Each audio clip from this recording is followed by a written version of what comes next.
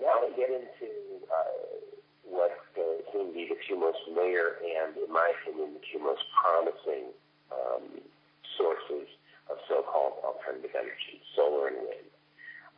First, solar. Now, there are two ways that solar energy is utilized.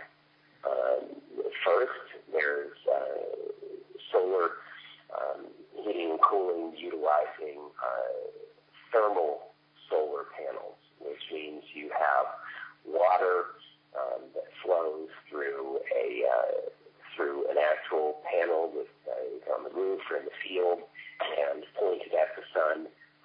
That glass panel magnifies the heat of the sun, just as Franklin did over 200 years ago, and it can actually boil water.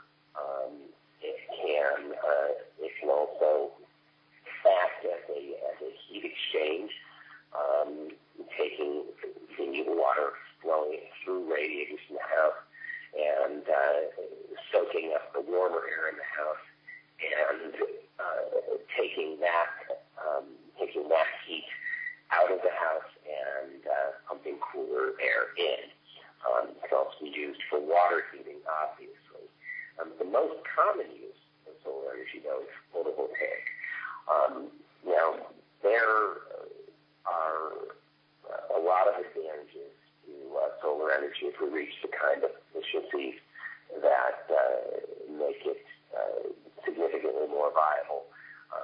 Number one, whether you get clouds or not, the rays of the sun are pretty much beaten on the earth every single day of the year. And we're going to have to find another planet long before the sun burns out.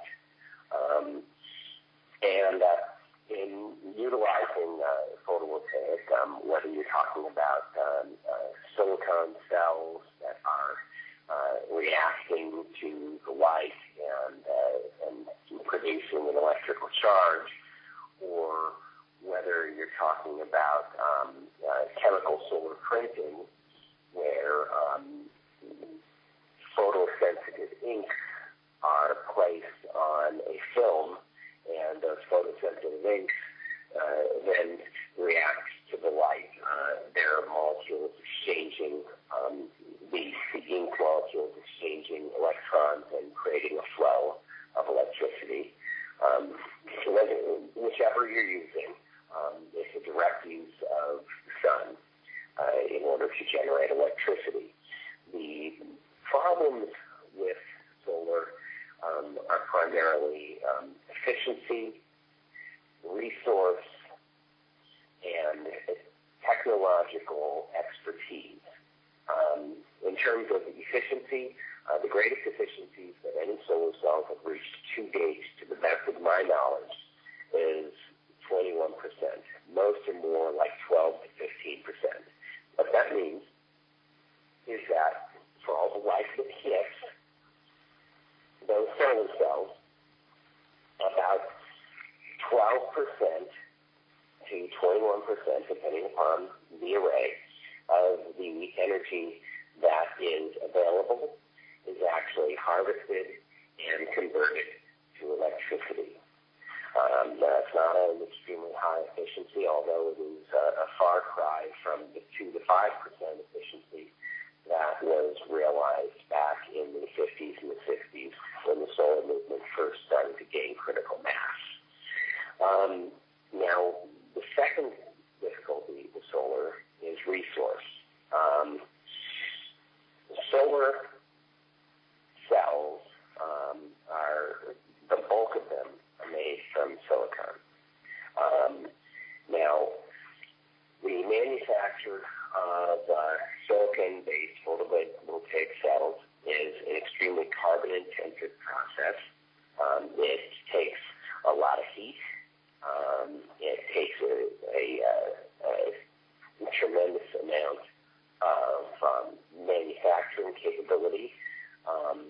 They are an expensive commodity because of this, and they are not exactly wieldy. They're They're not lightweight. They take a certain amount of expertise, which is, like I said, the third problem, to install.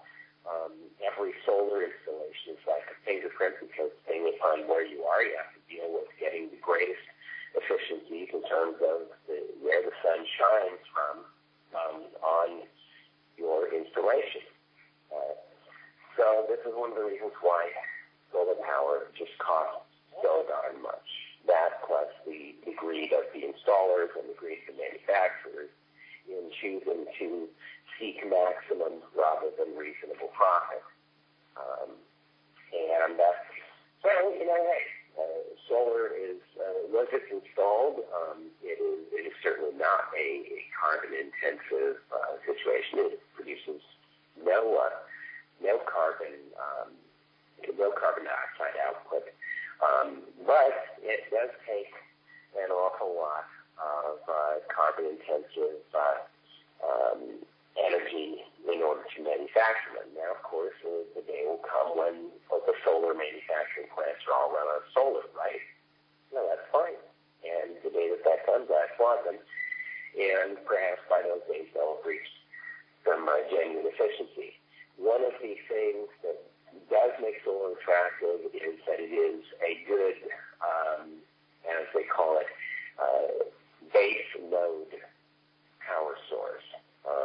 The base load means that it is a consistent, reliable source. You know what you're going to get out of it, and has the capability, if enough solar cells are distributed and in place and working, has enough energy output to provide for a society's basic power needs without any outages and without any shortages.